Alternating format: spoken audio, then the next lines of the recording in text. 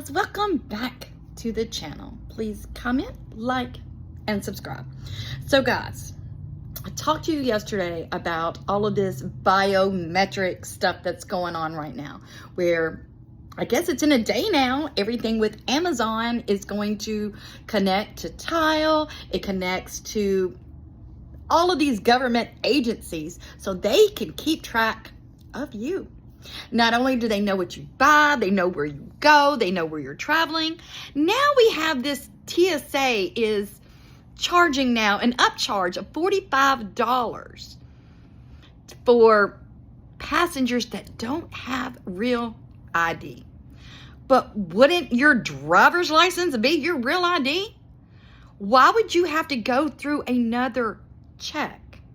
Listen to this news story. Beginning February 1st, at airports nationwide, it might cost you an extra $45 to fly without a real ID.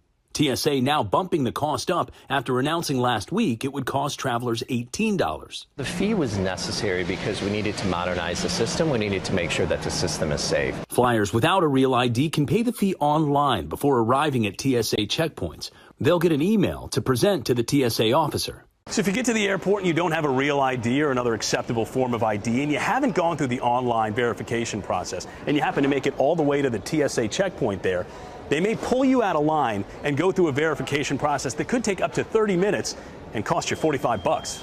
TSA officials say that fee covers the costs of modernizing the agency's identity verification program, which will be used to analyze a traveler's biographic or biometric information to verify their identity. But even then, it's not guaranteed they'll get through security.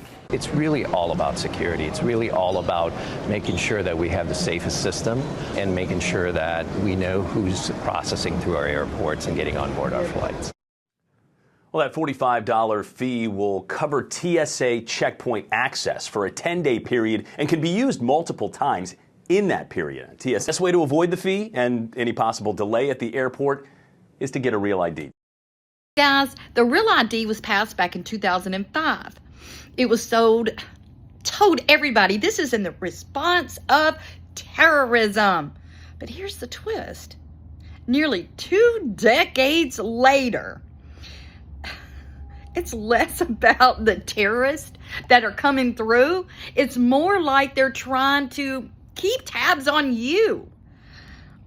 They're just wanting to know everybody, where everybody's going, what everybody's doing. You can't board a plane, you can't enter a federal building, or even access certain facilities unless you have this Real ID. That means your freedom, you just throw that out the window. Because nowadays in the United States, freedom is not there.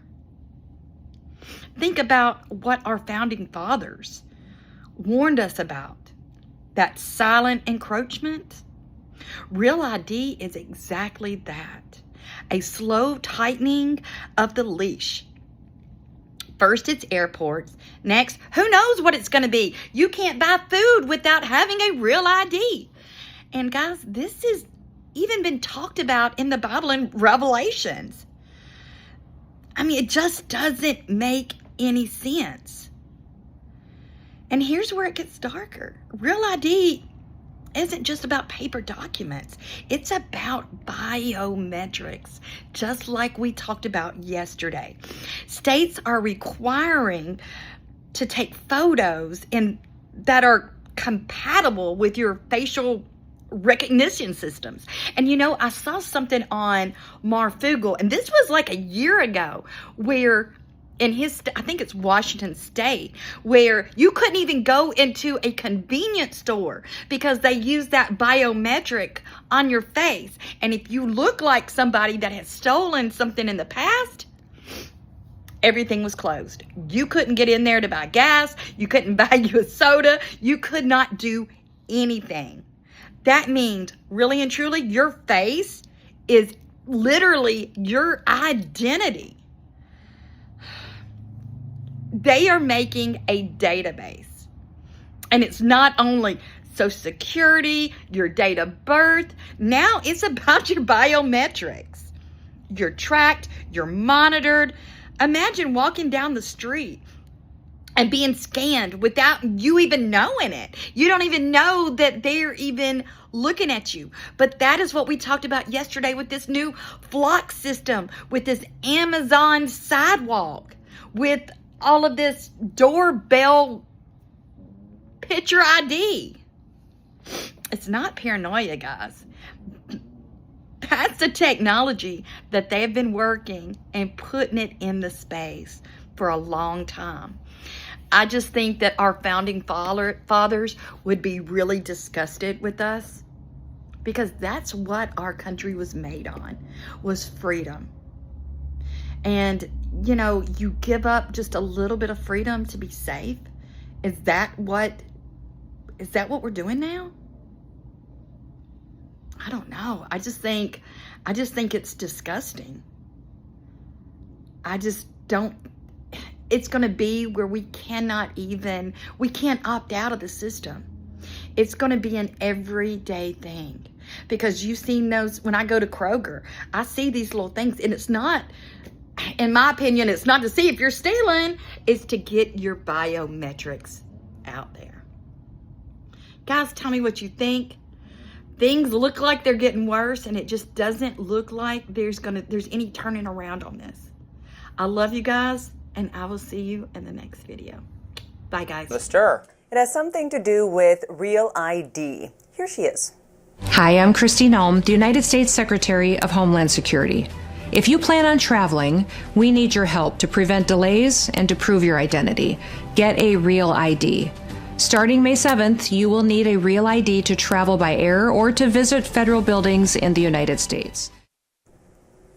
Now, actually, some of the backlash here is coming from people on the right. Congressman Thomas Massie, Republican, for instance, wrote on X, Real ID isn't needed and won't stop terrorists from hijacking planes.